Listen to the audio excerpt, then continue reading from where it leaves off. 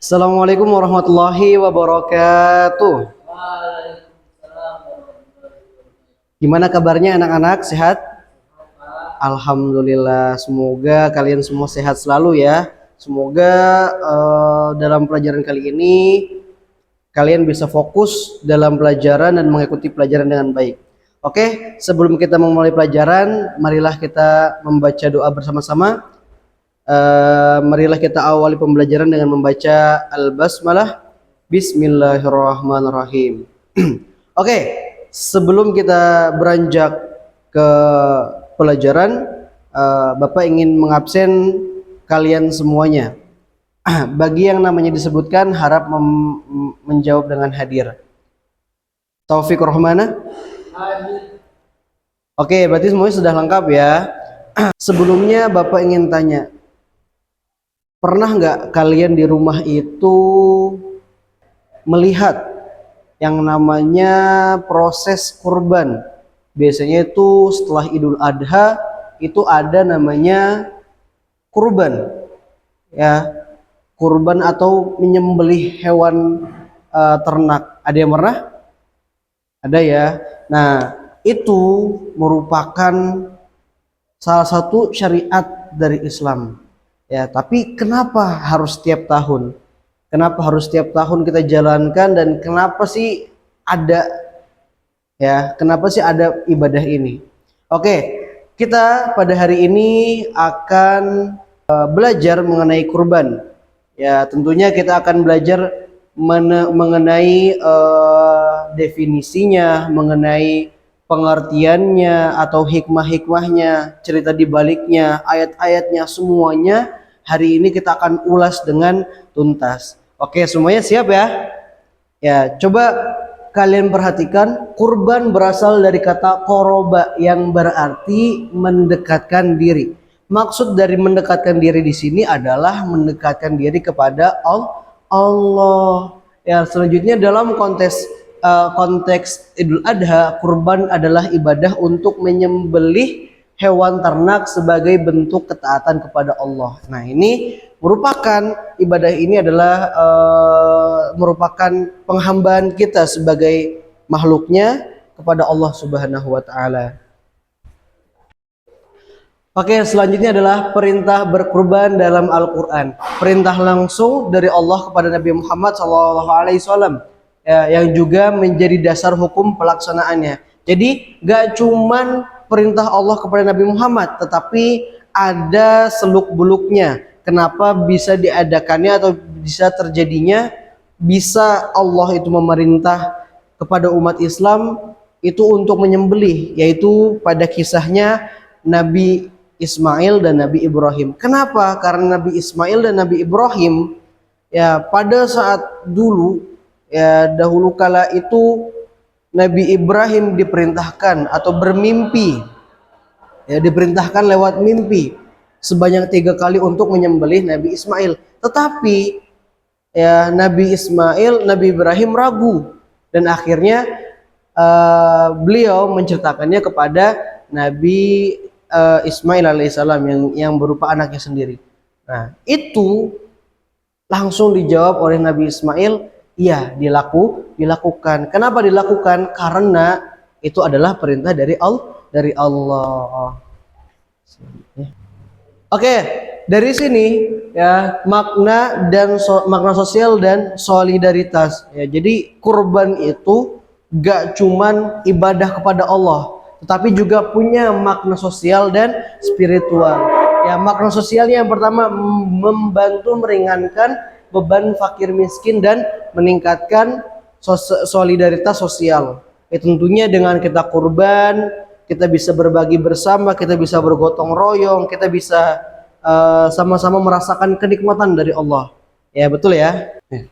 Oke, sekarang kita punya tugas. Ya, kita akan melakukan diskusi kelompok, kita akan mengerjakan suatu tugas. Ya, yaitu apa Pak Ustadz? Ya, apa Bapak? Yaitu kita akan menyusun yang namanya poster kurban. Ya, poster mind map kurban. Jadi kalian diusahakan untuk menempel poster-poster ini lalu dijadikan sebagai poster. Nah, hasil posternya ini kalian diskusikan dengan teman kelompok kalian dan kalian presentasikan di depan. Untuk pengerjaan tugasnya, Bapak kasih waktu selama 7 menit. Lalu kalian berdiskusi dan persiapan untuk presentasi. Paham ya? Oke. Untuk kelompok pertama ini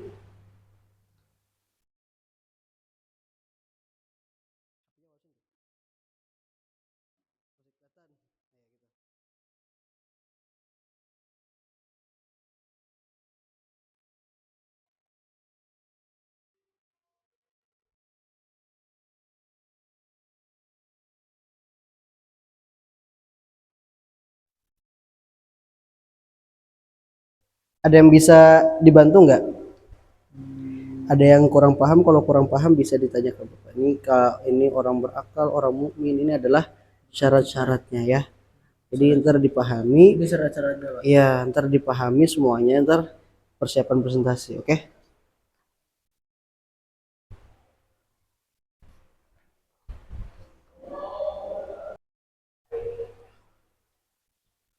Oke, untuk waktu untuk menyusun poster sudah selesai, sudah habis. Apa kalian sudah menyusun semuanya?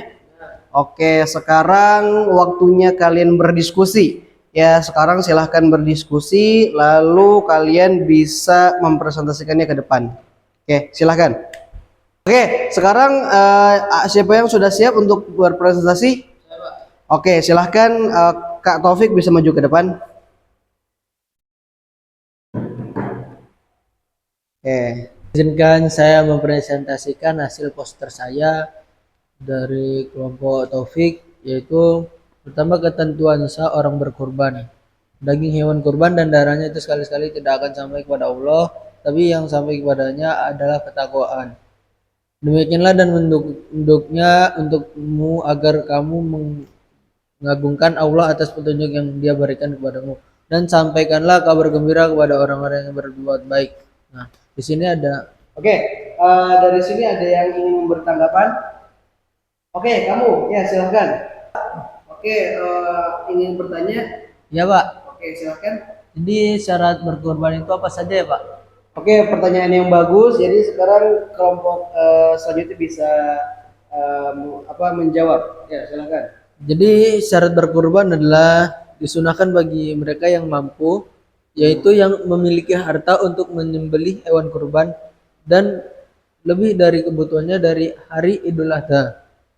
Oke, ya terima kasih, sangat bagus. Beri gua semuanya. Oke, ya silakan duduk. Alhamdulillah kelas sudah selesai. Sekarang coba kita bertanya kepada diri kita masing-masing, kenapa kita belajar yang namanya kurban? Ya, kenapa bisa belajar? Kenapa harus belajar? Ya, karena itu tadi yang sudah Bapak jelaskan, kurban itu bukan hanya tentang ibadah, bukan hanya tentang sejarah, tetapi merupakan ketaatan kita kepada Allah. Ya, jadi jangan pernah bosan untuk belajar. Ya, kalian dalam belajar harus terus menerus semangat. Ya, kita harus tahu, harus punya banyak rasa ingin tahu. Ya. Oke, paham ya?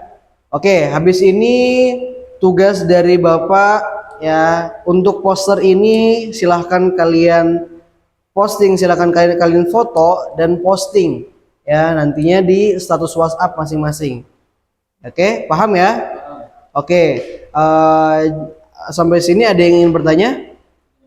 Oke, jika tidak ada Bapak akhiri, maka mata pelajaran kita hari ini sudah selesai. Wabillahi taufiq wal hidayah, wassalamualaikum warahmatullahi wabarakatuh.